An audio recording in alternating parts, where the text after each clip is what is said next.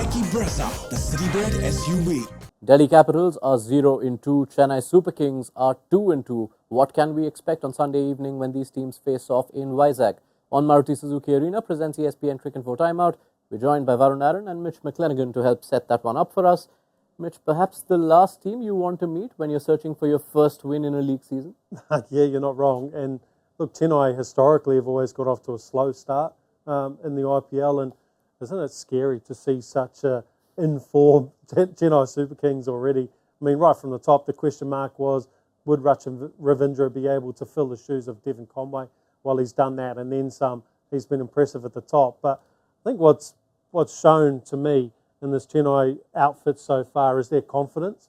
You've got Rizvi, who come in the other night, hits Rashid Khan, first ball for 6. Dube's playing absolutely out of his skin. The way he's taken on spin in the middle and not giving any kind of reprieve for the opposition has been sensational. Geez, in terms of their batting form, they look like one of the strongest batting lineups in the comp. And we haven't even seen Jadeja or MS hasn't batted yet. Yeah, 2 games where MS hasn't batted. Yeah. So they've got off to a great start. And I think that's probably the point. Delhi 0-2. A few question marks around their bowling unit the other night. I think to come up against that batting lineup, they're going to have to bowl extremely well. Yeah, and within that bowling unit, if you look at Delhi since the start of 2023, it's been a case of Kuldeep and Axar and not a lot else. Varun, is it almost the worst thing for them that they come up against a side which, as Mitch points out, have so many batters equipped to take down spin as well as they have been doing? I was just going to say, you're reading my mind. The thing is, I mean, they rely on Axar and Kuldeep, and CSK rely on spinners to get their runs. I mean, they don't rely on spinners to get their runs, but they eat spinners for fun. Like Dube, he's smacking them. His role is to take on spinners. The other night, first ball out of the ground. I mean, the way he's playing is unbelievable, with so much freedom, with so much, with just so much class as well, you know, because he's not overhitting balls, he's timing them really well. So yeah, I mean, if I was Delhi and my main strong point is spin, coming up against CSK is my nightmare at the moment. But the bigger thing for DC is that their middle order does not look good at all.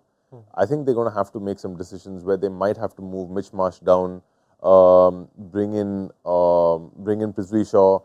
The other night, what's his name? Stubbs. No. The Ricky Bhui. Ricky Bhui. Yeah, Ricky Bhui came 1 down. Look, you just paid 7.5 crores for Kushagra.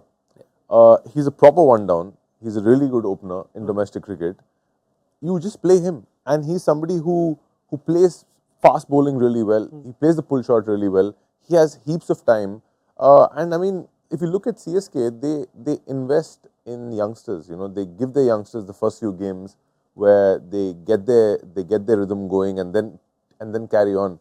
So I feel Delhi should take a leaf out of CSK's book and invest in the youngsters who they've actually invested for money-wise. Just going back to that Delhi bowling conversation, could we almost expect a game of poker in the middle overs? Because Chennai have shifted their number 4 based on the bowlers they expected to bowl. It was Mitchell in game 1 and Dube who came up in game 2. If CSK do send Dube out early again, anticipating Axar and Kuldeep, is that when you as Delhi just say, okay, fine, let's get Nokia in or our seamers in? I think tactically that's the right thing to do, but you can't do it for too long. And so part of your preparation leading into this game is having conversations with Kuldeep.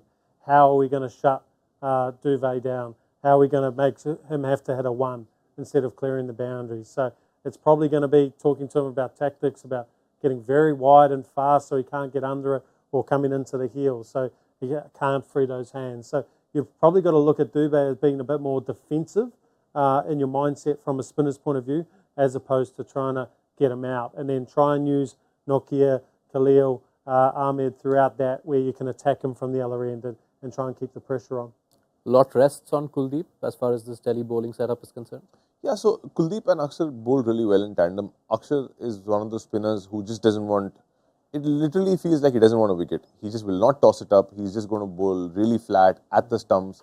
And Kuldeep, on the other hand, is somebody who looks for wickets. So they work really good in tandem. But when it comes to wickets in the middle, Kuldeep is key. I just hope they don't overdo the bouncer plan to Dube because I feel he's ready for it. Like it becomes too obvious when he's just bowling bounces to him. He's also really susceptible to the ball going away, good length going away. You try to nick him off early. I don't see why a lot of quality bowlers like Stark, like Nokia, they're actually good enough to nick batsmen off early. First 3 balls. Just try that. You don't have to straight go to the bouncer. Yeah, we are at a point where Dube is going to be setting up for the short ball from Nokia, Yeah. So you're right. Nokia is probably at the pace level where Dube is going to be sitting back more and waiting for it, so he can afford to be a little bit fuller tomorrow. You're right. This fixture also takes us to a new venue in the league. Vizag returns to host an IPL fixture for the first time since 2019. The last IPL game at this venue was a playoff game between the same two sides. Chennai beat Delhi to reach the 2019 final.